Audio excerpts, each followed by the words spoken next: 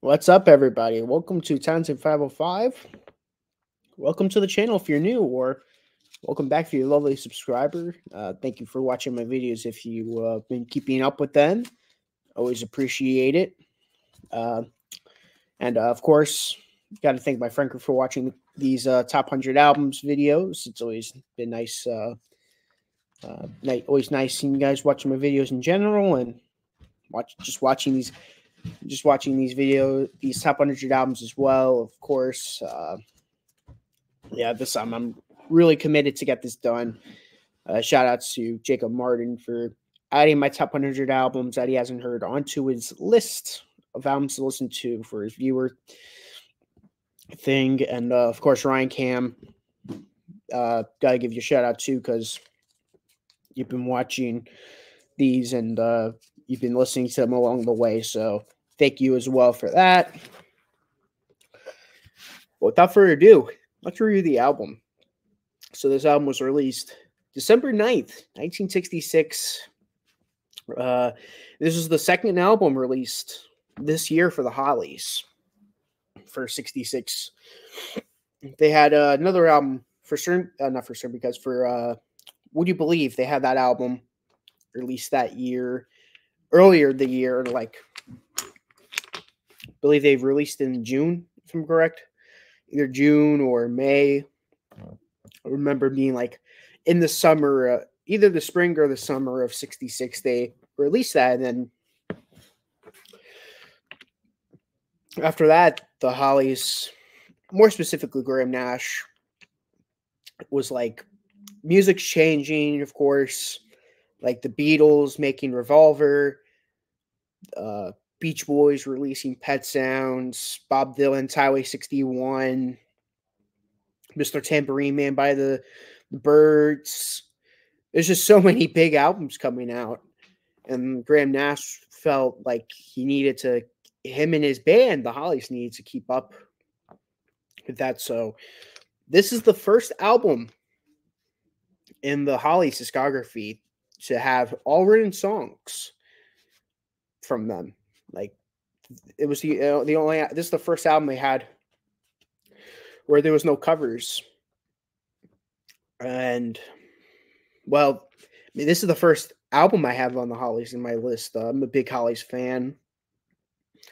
And there's going to be a couple more Hollies albums that I'm going to be covering on this list. So be prepared for that. I'm very excited to talk about more Hollies on my list. But this is the first album in my list. This is my third favorite Hollies album. And to me, this is like the first album where I'm like, this is the first album where all the songs are masterpieces. This is the first album where they really start to take their sound seriously. More specifically, Graham Nash pushing them to do that. And this is an album I totally recommend people listening to. This is a really underrated album full of amazing pop songs that doesn't really get talked about as much. But, well, without further ado, let's get right into it. So the first song on the album, What's Wrong with the Way I Live. Really a good way to open up the album. You have the banjo. What's wrong with the way I live? Way I use my time. Great song. I've always been a song that I really enjoyed off the album. Really, really fun song too. Then you get a Pay You Back with Interest. That's the next song on the album, which is another great song on the album. Very great production. Very Pet Soundsy sounding song. I could definitely hear the Pet Sounds influence on this song. I could hear definitely pardon me, the influences from other artists, from the Beatles and the Beach Boys, and they did a great job on this song. Tell Me My Face, sung by Graham Nash. To me, this is one of the best songs on the album. Always been one of my favorite Holly songs. Always been one of my favorite songs in general. have Graham Nash singing like, uh, "If you're gonna leave me, tell me to my face. You know, don't be scared. You know, just come up to me and tell me. Don't write a letter. You know, just come up to me and do it." You know, always been a song that I really enjoyed. They get Clown right after that, a pretty haunting song on the album. To me, this is an underrated. I mean, a lot of songs on this album are underrated, but to me, this is the more psychedelic song on the album. It's more psychedelic than the other songs on the album, and I think it's really underrated, really haunting too. Basically, a clown that's like pretends to be happy, but is really sad. Uh, I know there's a lot of songs that kind of do that already with the clown thing. I know "I'm a Loser's" one of them. "Tears of a Clown," of course, from Smokey Robinson, that was done a couple years not even a couple, like a year after this song. So this idea isn't really that new, but I think it's a really nice song. "Suspicious Look in Your Eyes," very Dylan-esque pop song, very catchy. Uh, "It's You," another fun pop song, B-side to "Stop, Stop, Stop." Really fun song. Then you got "High Class," opening up the second side. Very Frank Sinatra sounding song, but I really enjoy it. "Peculiar Situation." Uh, it's another fun pop song. A lot of these songs are very fun.